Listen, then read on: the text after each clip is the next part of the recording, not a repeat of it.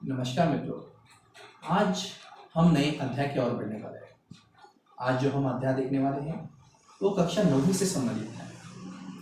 कक्षा 9वीं से संबंधित जो अध्याय है वो है पद्य से संबंधित, मतलब दोहे। आज के जो दोहे देखने वाले हैं हम, उस दोहे में पूरी तरह से मनुष्य का, मानव का व्यवहार दूसरों के साथ कैसा होना चाहिए, किस तरह से सुसंस्कृत होना चाहिए, किस तरह से मानवीय रूप से सही होना चाहिए, ये यहाँ पर बताने का प्रयास दोहे के माध्यम से किया गया है। मतलब नीतिपरक बातें हमें समझाने का प्रयास किया है।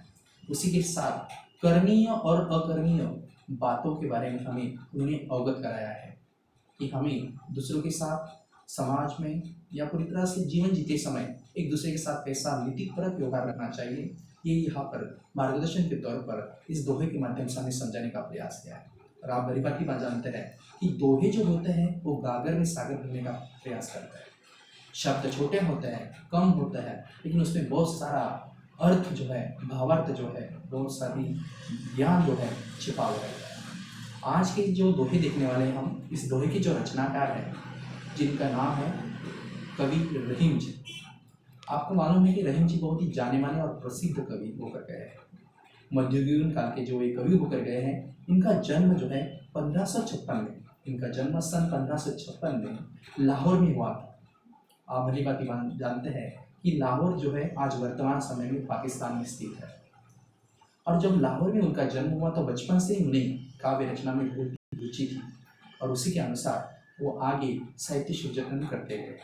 वो इतने प्रसिद्ध थे कि जो अकबर है, अकबर राजा के दरबार में जो 9 रत्न रहा करते थे, उनमें से एक रत्न जो थे वो खुद रहीम जी थे। रहीम जी का पूरा नाम अब्दुल रहीम खान खाना था और उनका हिंदी, संस्कृत, उर्दू और फारसी सभी भाषाओं पर बहुत ही अच्छी पकड़ थी, बहुत ही अच्छा उन भाषाओं पर नियंत्रण था।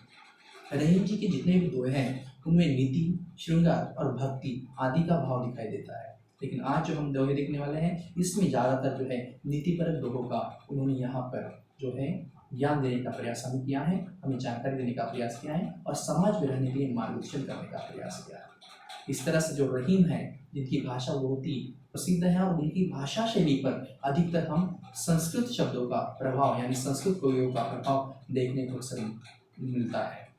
अब उनकी जो दोहे हैं हमेशा नीति और भक्ति के माध्यम से हमें मार्गदर्शन करते रहते हैं, लेकिन कुछ भी दोहे उनके जो है श्रृंगार से संबंधित भी होते हैं। आज जो हम उनके दोहे देखने वाले हैं, दोहे का पहला दोहा है रहीमन धागा प्रेम का। रहीमन धागा प्रेम का मत तोड़ो, रहीमन धागा प्रेम का मत तोड़ो चटका है, टूटे से फिर ना मिले, मिले गांठ परी जाए। पहले दोहे से ही उन्होंने एक उच्च कोटि का मार्गदर्शन हमें किया है कि हमें किस तरह से रिश्ता एक दूसरे के साथ निभाना चाहिए। वो कहते हैं कि जो रिश्ता होता है, जो नाता होता है, वो प्रेम का होता है और ये प्रेम का जो नाता होता है वो कभी भी हमें जल्दबाजी में अपशब्दों का प्रयोग करते हुए या गलत आचरण करते हुए तोड़ना नहीं चाहिए, क्योंकि वो कहते हैं कि ये जो रिश्ता होता है, ये जो नाता होता है, ये धागा ही समान होता है, धागे समान, बहुत ही कच्चा होता है और धागे समान होता है। उसकी वजह से टूटे से फिर ना मिले, मिले गांठ पड़ जाए। वो बोलते हैं कि एक बार रिश्ता अगर टूट जाता है तो वो फिर दोबारा मिलता नहीं है। तो उन्होंने उदाहरण यहाँ पर प्रस्तुत किया है, टूटे से फिर ना मिले, मिले गांठ परी जाए। वो कहते हैं कि जिस प्रकार धागा होता है, सूत से बना हुआ धागा होता है, उस धागे को अगर हम झटके से तोड़ते हैं, ताकत के माध्यम से तोड़ते हैं तो टूट जाता है, लेकिन टूटने के बाद अगर आप फिर से उसे जोड़ने का प्रयास करो तो पहले जैसा नहीं जुड़ पाएगा, पहले जैसा वो जुड़ नहीं पाएगा। तो उसे आपको गांठ बांधनी पड़ेगी और जब आप गठान बांधोगे तब वहाँ पर गांठ निर्माण होने की वजह से, गठान निर्माण होने की वजह से उसमें वो पहले जैसी सुंदरता नहीं रहेगी, लवचिकता नहीं रहेगी। उसी प्रकार हमें दूसरों के साथ अच्छे शब्दों का प्रयोग करना है, अपशब्दों का प्रयोग करना नहीं, अच्छा व्यवहार करना है। क्योंकि एक बार अगर प्रेम का रिश्ता टूट जाता है, एक बार अगर प्रेम का रिश्ता टूट जाता है तो बाद में आप कितना भी उसे संभालने का प्रयास करो, कितना भी उसे संभालने का प्रयास करो, लेकिन अगर एक बार मन में कटुता निर्माण होती है तो दोबारा वो रिश्ता पहले जैसा प्रेम का नहीं बन सकता। इसलिए पहले से ही हमें वो रिश्ता और वो नाता न टूटे, ऐसा हमें प्रयोग करना चाहिए, प्रयास करना चाहिए। ऐसा यहाँ पर समझाने का प्रयास इस दोहे के माध्यम से जो है रहीम जी ने किया है। अगला जो दोहा है उनका, रहीमन निज मन की बीथा मन में ही राखो गोय। रहीमन निज मन की बीथा मन ही राखो गोय, सुनी अटली लोग सब बाटी न ले हो। वो कह रहे हैं कि जो मन में आपके दर्द होता है, जो मन में आपकी व्यथा होती है, जो मन में आपके दुख होता है, वो कभी भी किसी के सामने बयान नहीं करना चाहिए। अक्सर हम सोचते हैं, हम जानते हैं कि मन की बातें दूसरे को बताने के बाद मन हल्का हो जाता है, लेकिन ये आज का युग जो है बहुत ही कलयुग जैसा है, बहुत ही स्वार्थी युग है। और ऐसे युग में वैसा आचरण करना, मतलब खुद के लिए विपत्तियों को बुलाना, ऐसी बात यहाँ पर रहीम जी ने हमें समझाने का प्रयास किया। वो कहते हैं कि मन में जो व्यथा होती है, जो दुख होता है, वो दर्द होता है, वो किसी के साथ भी बयां मत कीजिए, उनके साथ चर्चा मत कीजिए, उनको ये अपना दुख मत बताइए, क्योंकि वो जो सुनी अटली है, मतलब वो जो हैं, वो अटले जो लोग हैं, वो एक बार सुन लेंगे और आपके सामने पूरी तरह से सांत्वना देने का प्रयास करेंगे, आपके दुख में शामिल होने का प्रयास करेंगे, लेकिन वही लोग आपकी मजाक उड़ाएंगे। तो वो कहने का प्रयास कर रहे हैं कि मन का दुख जो है, मन का दर्द जो है, मन का व्यथा जो है, अगर आप किसी के साथ भी यहाँ पर बयां करोगे तो वो दुख आपका नहीं बांटेंगे, आपका दुख उससे कम नहीं होगा। तो क्या होगा, वो आपके सामने सांत्वना देंगे, आपके दुख में शरीक होने का नाटक करेंगे, लेकिन जब आप वहाँ से चले जाओगे तो आपके दुख का वो मजाक बनाएंगे और आपके दुख को आसपास के मित्रों में बैठकर मनोरंजन का एक काम समझकर, मनोरंजन का एक उद्देश्य से आपके दुख को सबके सामने बयां कर कर आपकी बेइज्जती करने का प्रयास करेंगे। और इसलिए वो कहते हैं कि अगर कोई हमारा दुख बांट ही नहीं सकता, कोई हमारे दुख में शरीक हो ही नहीं सकता, हमारा दुख कोई कम ही नहीं कर सकता, तो हमारा दुख दूसरों के सामने रखकर, अपनी व्यथा दूसरों के सामने रखकर आपको उनको अपने दुख को पूरी तरह से मजाक उड़ाने का कार्य जो है, पात्र जो है, उनको काम जो है, उनको मौका नहीं देना चाहिए, ऐसा होता है। अगला जो दोहा है उनका वो है, एके सादे सब सदे, एके सादे सब सदे, सब सादे सब जाए। एके सादे सब सदे, सब सादे सब जाए, सुनी एके सादे सब सदे, सब सादे सब जाए, रहीमन मुनि सींचे वो फूले फले आखाए। वो कह रहे हैं, यहाँ पर उन्होंने बहुत ही उच्च कोटि का ज्ञान दिया है। वो बता रहे हैं कि आपको जीवन में अगर कुछ लक्ष्य प्राप्त करना है, अगर आपका जीवन में कुछ जीवन लक्ष्य है, आपको अगर कुछ प्राप्त करना है, कुछ आपने सपना देखा है, तो वो पूरा करते समय हमेशा अपने एक ही लक्ष्य पर अपना ध्यान केंद्रित करना चाहिए। अगर एक ही लक्ष्य पर आप ध्यान केंद्रित करोगे, उसमें कामयाब हो जाओगे, तो अपने आप आपके बाकी जो सपने हैं वो पूरे हो जाएंगे। लेकिन होगा कैसा, अक्सर हम देखते हैं आज क्या करते हैं हम, कि जो भी विद्यार्थी होता है वो क्या करता है, कहता है मुझे ये बनना है, मुझे वो भी बनना है, मैं अगर ये नहीं बना तो मैं वो बन पाऊंगा। और वो क्या करता है कि किसी एक लक्ष्य को नहीं चुनता है, उसका लक्ष्य जो है पूरी तरह से उस पर ध्यान केंद्रित नहीं कर पाता, किसी एक लक्ष्य को कहीं नहीं कर पाता। और होता क्या है कि उसकी जो ऊर्जा है, उसकी जो शक्ति है, वो उस लक्ष्य को प्राप्त करने में कुछ जाती है, दूसरे लक्ष्य को प्राप्त करने के लिए जाती है, तीसरे लक्ष्य को प्राप्त करने में जाती है, और किसी एक लक्ष्य में भी वो कामयाब नहीं होता है। तो यहाँ पर उन्होंने समझाने का प्रयास किया कि आपको एक ही लक्ष्य तय करना है और उस लक्ष्य को पूरा करने में अपना लक्ष्य और ध्यान केंद्रित करना है, तब आप उसमें कामयाब हो जाओगे। जब आप कामयाब हो जाओगे तब बाकी सपने अपने आप आपके पूरे हो जाएंगे। ये उदाहरण उन्होंने दिया है।